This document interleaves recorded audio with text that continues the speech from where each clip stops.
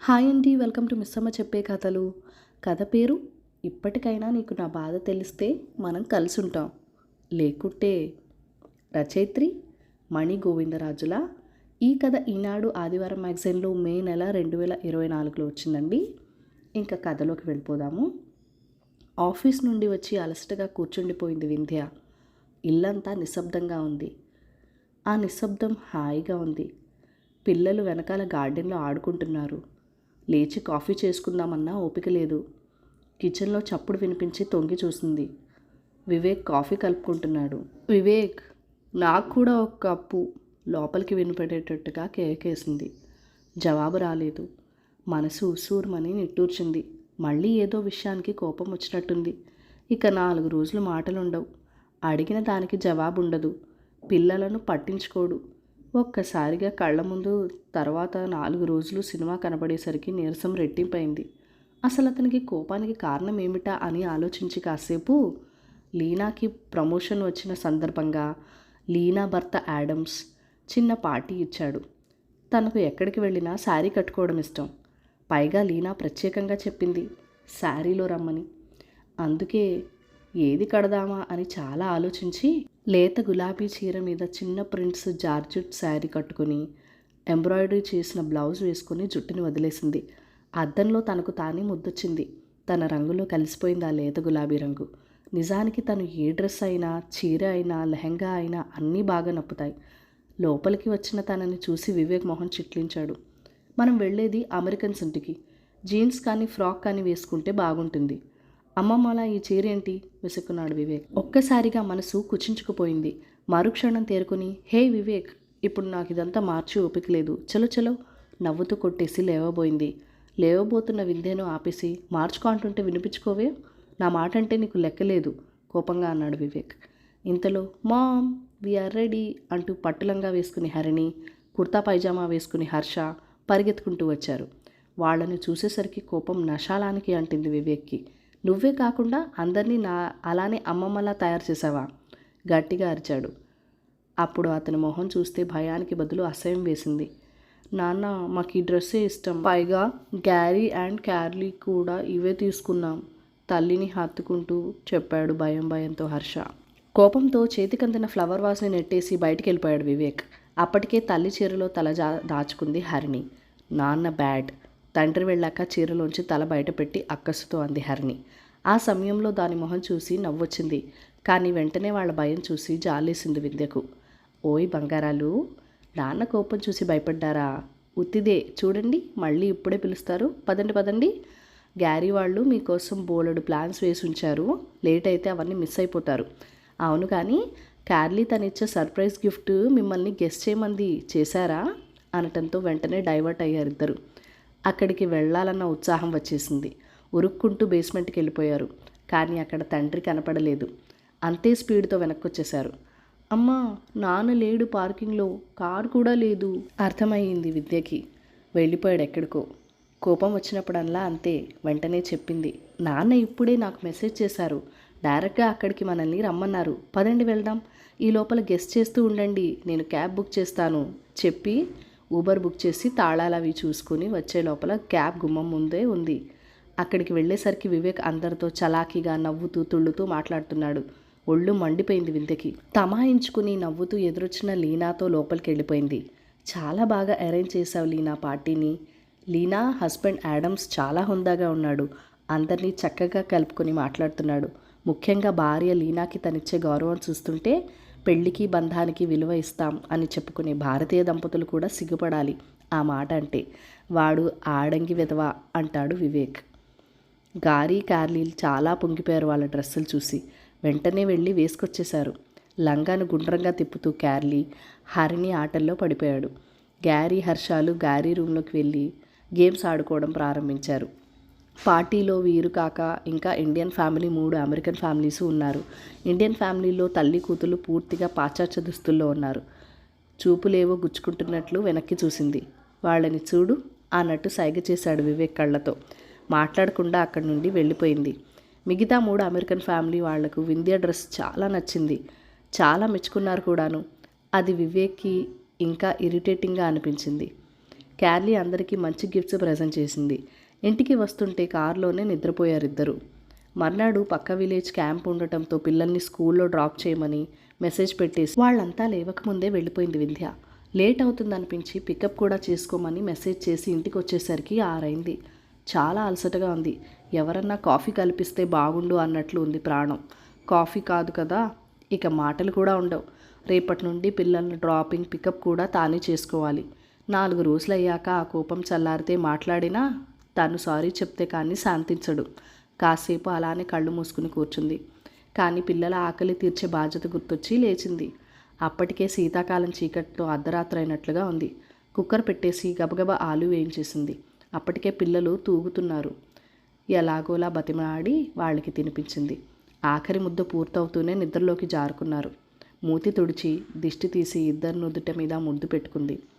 లేచి చెయ్యి కడుక్కుని వచ్చి వాళ్ళని సరిగ్గా పడుకోబెట్టి బ్లాంకెట్ కప్పింది. వంటింట్లోకి వెళ్ళి డైనింగ్ టేబుల్ సర్ది తాను పెట్టుకొని తినేసి మిగతావన్నీ మూతలు పెట్టేసి గదిలోకి వెళ్ళిపోయింది. అంతసేపు కూడా వివేక్ టీవీ చూస్తూనే కూర్చున్నాడే కానీ పిల్లలు ఏడుస్తుంటే వాళ్ళని ఓదార్చలేదు సరికదా. హరిని దగ్గరికి వెళ్తే నెట్టేశాడు. మమ్మీ దగ్గరికి వెళ్ళు అంటూ దాన్ని దగ్గరికి తీసుకుంటూ వంట చేయాల్సి వచ్చింది. పడుకున్నదే కానీ నిద్ర పట్టలేదు విందకి. కళ్ళ నుండి కారుతున్న కన్నీళ్లు దిండు తుడుస్తోంది. మనసు వేదనతో భారంగా అయింది. తనకి ఎందుకిలా? నిజానికి ఏ లోటు లేని జీవితం తమది. ముత్య లాంటి పిల్లలు, ఏ బాధ్యతలు లేవు. హాయిగా ఆడుతూ పాడుతూ గడపాల్సిన జీవితం. నిజానికి వివేక్ పూర్తిగా చెడ్డవాడు కూడా కాదు. కానీ రెండో మనిషి ఉన్నాడు తనలో. మొదటివాడు బయట వాళ్ళకి ఇష్టడు, రెండోవాడు పూర్తి వ్యతిరేకం. వివేక్ ఆఫీస్ నుండి ఇంటికి వచ్చాడంటే భయం. ఏ క్షణానికి ఏ రకమైన మూడ్తో ఉంటాడో తెలీదు. పైనుండి విపరీతమైన కోపంతో మాటలకి ఒక రకంగా తాను తన ఆత్మవిశ్వాసాన్ని కూడా కోల్పోతుంది. ప్రతి చిన్నదానికి పక్క వాళ్ళతో పోల్చడమే, ప్రతి విషయానికి ఎత్తి చూపడమే. పెళ్ళయి 10 ఏళ్ళైంది. సర్దుకుపోవడము, చిరాకు పడటము, ఇంకా వీలైతే అరుచుకోవడము. ఒక్కరోజైనా ఆనందంగా ఉన్నామా అంటే సందేహమే. కలిసి ఉన్నామంతే. ఇద్దరు వయసులో ఉన్నవారు కాబట్టే పిల్లలు పుట్టారు. ఏదో అంతవరకే తన బాధ్యత అనుకుంటాడు. వాళ్ళ పెంపకంలో చిన్న సహాయం కూడా ఉండదు. పొద్దున్నే అలారం మోతకు మెలకువ వచ్చింది. బద్ధకంగా 1 నిమిషం పడుకున్నా వెంటనే చేయాల్సిన పనంతా గుర్తొచ్చి తప్పదన్నట్లు లేచింది. పిల్లలిద్దరూ చెరో పక్కన హాయిగా నిద్రపోతున్నారు. వాళ్ళని లేపాలంటే మనసొప్పదు. కానీ స్కూల్ టైం అవుతుంది. మళ్ళీ హడావుడవుతుంది. బస్సు వచ్చే టైంకి అక్కడ ఉండాలి. బంగారాలు రేవండి సున్నితంగా ఇద్దరిని దగ్గరికి తీసుకుంటూ మెల్లగా తట్టసాగింది. అమ్మ 5 మినిట్స్ అమ్మ. గారంగా అమ్మ ఒళ్ళో ముడుచుకుంటూ దగ్గరికి జరుగుతూ మురిపాలు పోయారు పిల్లలు. ఒక 5 నిమిషాలు వాళ్లతో ముచ్చట్లాడి లేవమని చెప్పి వచ్చేసింది చేయాల్సిన పనులు తలుచుకుంటూ. ఆ తర్వాత ఆఫీస్కి వెళ్ళిందే కానీ తలనొప్పిగా ఉండి ఇంటికి వచ్చేసింది. కాఫీ కలుపుకొని ఆలోచించసాగింది. ఎలా ఈ ప్రాబ్లం సాల్వ్ చేసుకోవటం? అప్పటికీ ఒకసారి చూచాయిగా అత్తగారు మావగారు ఉండగా చెప్పింది. అమ్మో, నా కొడుకు మీద నింద వేయకు, నా గుండె ఆగిపోతుంది అంటూ గుండె పట్టుకొని గోల చేసింది ఆవిడ. మూర్ఖత్వం అనుకోవాలో కొడుకు మీద ప్రేమ అని అనుకోవాలో అర్థం కాలేదు. ఆవిడ అలా మాట్లాడుతుంటే నోరు తెరిచి సమస్యను చెప్పుకుంటున్న కోడల్ని సమస్య ఏంటమ్మా అని అడగాల్సింది పోయి దేవత లాంటి అత్తగారిని బాధ పెట్టకు అంటూ కోడల్ని అరిచిన డమ్మీ లాంటి మామగారిని చూస్తే గౌరవించాలని అనిపించలేదు. పెళ్ళాన్ని ప్రేమించటం అనే మామగారు పోలిక వివేక్కి కూడా వస్తే బాగుండేదనిపించింది. ఆలోచిస్తూ టీవీ రిమోట్ తిప్పసాగింది. పిల్లల కార్యక్రమం ఏదో వస్తోంది. ఓరులేయని ఓనరించిన పద్యం నిన్న చెప్పా కదా, ఇవాళ దాని అర్థం చెప్పుకుందాం చెప్పసాగింది యాంకరు. సడన్గా ఒక ఆలోచన ఫ్లాష్లా వెలిగింది. ఉత్సాహంతో లేచి కాఫీ కలుపుకొని తాగింది. ఇంతలో లాక్ ఓపెన్ చేసుకుని వివేక్ లోపలికి వచ్చాడు. వివేక్, కాఫీ తాగుతావా అడిగింది ఏమీ జరగనట్లే. ఏ కలనున్నాడో కావాలని చెప్పి సోఫాలో కూలబడ్డాడు. మంచి కాఫీ కలిపి వివేక్కి ఇచ్చింది, థ్యాంక్స్ ఆశించకుండా. వివేక్ ఎప్పుడు చూసినా నీరసంగా ఉంటావు, కాస్త వెళ్ళి ఫ్రెష్ అవ్వచ్చు కదా అంది. నువ్వేమీ నాకు చెప్పక్కర్లేదు, నా సంగతి నాకు తెలుసు. విసురుగా లేచెళ్ళి ఫ్రెష్ అయ్యి వచ్చాడు. అదేంటి వివేక్, ఆ డ్రెస్ ఏంటి అంత చండాలమైనది వేసుకున్నావు? ఒకసారి అద్దంలో చూసుకున్నావా? నీ కలర్కి ఈ డ్రెస్ ఏమైనా నప్పిందా? పక్కపక్క నవ్వేసింది. ఫస్ట్ టైం వింధ్య అలా మాట్లాడడం వింతగా చూసి నాకు ఇష్టమైనది నేను వేసుకుంటాను, నువ్వెవరు అడగడానికి? విసురుగా బయటికి వెళ్ళిపోయాడు. వివేక్, ఆ పక్కింటాయన చూడు, ఎప్పుడు చూసినా నీట్గా ఉంటాడు, నువ్వేంటి ఎప్పుడు జిడ్డు మొహంతో ఉంటావు? వివేక్, కీర్తన వాళ్ళ ఆయన ఎప్పుడు వాళ్ళ ఆవిడకు వంటల్లో సాయం చేస్తూ ఉంటాడు, నువ్వెందుకు కిచెన్కి రావు? వారం రోజులు తగ్గేదేలే అన్నట్టు ఇలాగే వింధ్య ఏదో ఒకటి అనటం, వివేక్కి కోపం వచ్చి బయటికి వెళ్ళిపోవటం జరుగుతుంది. ఇంతకు ముందైతే వివేక్ వెంటనే నోరేసుకుని పారించేవాడు. కానీ ఇప్పుడు వింధ్య ముఖంలో కనబడుతున్న ఆత్మస్థైర్యమో మొండి ధైర్యమో వివేక్ని నోరెత్తనీయడం లేదు. వివేక్ అలా బయటకు వెళ్ళినప్పుడు మొదట్లోలాగా ఇప్పుడు వింధ్య భయపడడం లేదు. వచ్చినప్పుడే వస్తాడులే అని ఊరుకుంటోంది. మొండితనం కూడా తెలియని ధైర్యాన్ని ఇస్తుందేమో. ఈరోజు ఇంకో ఇండియన్ ఫ్రెండ్స్ ఇంట్లో పార్టీ ఉందని చెప్పాడు. గబగబా పిల్లల్ని రెడీ చేసి తాను కూడా వివేక్ ఇష్టమైనట్లుగానే జీన్స్ షర్ట్ వేసుకుని రెడీ అయిపోయింది. చూసి వేరే కామెంట్ ఏమీ చేయకుండా తాను కూడా రెడీ అయ్యాడు వివేక్. వింధ్య మట్టుకు వివేక్ని చూస్తూనే, వివేక్, ఈ జన్మకి నీకు రెడీ అవడం రాదా? మా ఫ్రెండ్స్ అందరూ నవ్వుతున్నారు. బఫూల్లా రెడీ అవుతున్నావట. ఆల్రెడీ జుట్టంతా ఊడిపోయి ముసలి ఆకారం పడింది. కాస్త డీసెంట్గా రెడీ అవ్వటం ఎప్పుడు నేర్చుకుంటావు? అడుగుతూనే నిశ్చేష్టుడైపోయానుంచున్న వివేక్ని వదిలేసి పిల్లల్ని తీసుకుని బయటికి వెళ్ళిపోయింది. కాసేపటికి కారు బయలుదేరిన శబ్దం వినబడింది. వివేక్ ఉడికిపోయాడు. రాత్రి వాళ్ళ ఇంటికి వచ్చే వరకు కోపంగా ఉన్నాడు. కానీ రాని అంత తేల్చేస్తాను ఏ 100సారి అనుకున్నాడు. రాగానే పిల్లల్ని పడుకోబెట్టి స్నానం చేసి నైటీ వేసుకుని పక్క మీద వాలబోతున్న వింధ్య చెయ్యి పట్టి బరబరా బయటికి లాక్కొచ్చి పడేసిరు బెడ్రూమ్లో తలుపేశాడు. అర్థమైంది వింధ్యకి సమయం వచ్చిందని. నిన్ను చంపేస్తాను ఏమనుకున్నావు? నన్నేమన్నా అనడానికి నువ్వెవరివి? నీకేం హక్కుంది? ఎంత ధైర్యం అసలు? నువ్వు మాటలు తడుముకుంటున్న వివేక్ని ఆగమని సైగ చేసి చక్కగా బాసిం పట్టి వేసుకుని కూర్చుంది. వివేక్, కూర్చో. ఇప్పుడు నువ్వు అడిగావే అదే నేను అడుగుతున్నాను. నన్ననే హక్కు నీకు మాత్రం ఎక్కడిది?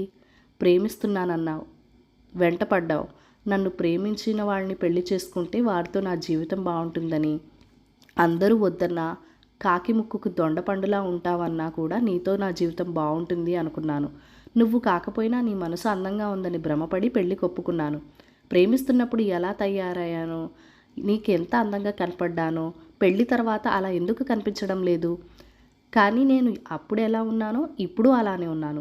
నువ్వు మాత్రం నీకులాగా నీ మనసు వికారంగా చేసుకున్నావు. వారం రోజులకి నేను అన్న మాటలు తట్టుకోలేక నన్ను చంపాలన్నంత కోపం వచ్చింది నీకు. చంపేయటమే కరెక్ట్ అయితే నేను ఎప్పుడో చంపేదాన్ని. ఆ ఆలోచన కూడా రాకుండా 10 ఏళ్లుగా నువ్వు పెడుతున్న మానసిక హింసను తట్టుకుంటున్నానంటే నిన్నుగా నీలోని లోపాలతో సహా ప్రేమిస్తున్నాను కాబట్టి. నీది సుపీరియర్ కాంప్లెక్సో అందరూ నన్ను మెచ్చుకుంటున్నారని ఇన్ఫీరియర్ కాంప్లెక్సో తెలియటం లేదు. ఇక ఇంత స్ట్రెస్ భరించే శక్తి నాకు లేదు. కలిసి ఉందామా విడిపోదామా? వింటూనే విపరీతమైన కోపంతో లేచి బయటికి విసురుగా వెళ్ళబోయాడు. ఆగు, మొత్తం విను. ఇప్పుడు వెళ్ళావంటే ఇదే మనం చివరిసారిగా కలుసుకోవడం. ఆగి భయంగా చూశాడు. మనిషి శాంతంగా ఉన్న వింధ్య మాటలు కత్తిల్లా ఉన్నాయి. నువ్వు నన్ను మెచ్చుకోకపోయినా పర్లేదు. ప్రతిసారి తక్కువ చేసి మాట్లాడితే అది చాలు నాకు డిప్రెషన్ రావటానికి. అసలు ఇన్నాళ్ళు నేను ఇంత సహనంతో ఉండడమే గ్రేట్. నీకు నేను అవసరం లేకపోయినా నా పిల్లలకి నేను కావాలి. ఇక నా వల్ల కాదు. ఒకరి వల్ల మనం దేనికి అయితే బాధపడతామో మనం అలా ప్రవర్తించి బాధ పెట్టకూడదు అనేది వెనకటి మాట. కానీ నీలాంటి మూర్ఖులకు ఎదుటివారి వేదన అర్థం కావాలంటే మీరన్నదే మీకు తెలియాలి. అందుకే వారం నుండి అలా అంటున్నాను. ఇప్పటికైనా నీకు ఆ బాధ తెలిస్తే నువ్వు మారితే మనం కలుసుంటాం. లేదా హాయిగా ఇద్దరము ఎవరిదోన వాళ్ళు ఉందాం. నువ్వు నిర్ణయించుకో. ఏమైనా నాకు ఓకే, ఏది చేసినా నాకు ఓకే. గుడ్ నైట్ చెప్పి వెళ్తున్న వింధ్యను నిస్సహాయంగా చూస్తూ ఆలోచనలో పడ్డాడు వివేక్. కథ సమాప్తం.